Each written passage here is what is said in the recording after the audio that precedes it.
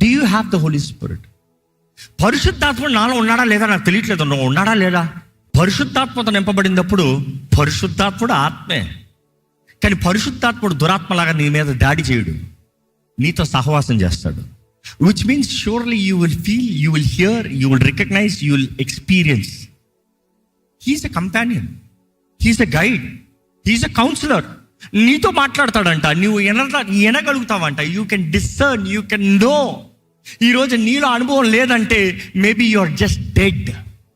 చచ్చిన వాడు బ్రతుకున్న వాడిని వినగలడా? తిరిగి జన్మిస్తేనే కానీ పరిశుద్ధాత్మ నువ్వు వినలేవు. అందుకని ఒక వ్యక్తి క్రైస్తవ జీవితం క్రీస్తుతో ప్రారంభమవుతుంది, కానీ క్రీస్తుతో అంతం అవ్వదు. క్రీస్తుతో ప్రారంభమైంది, పరిశుద్ధాత్మతో కొనసాగుతాం. క్రీస్తుతో ప్రారంభమైన నీ భక్తి పరిశుద్ధాత్మ సహవాసంతో కలిసి బ్రతుకుతాం. అందుకని మిమ్మల్ని అడుగుతున్నాను, పరిశుద్ధాత్మను అనుభవించగలుగుతున్నారా?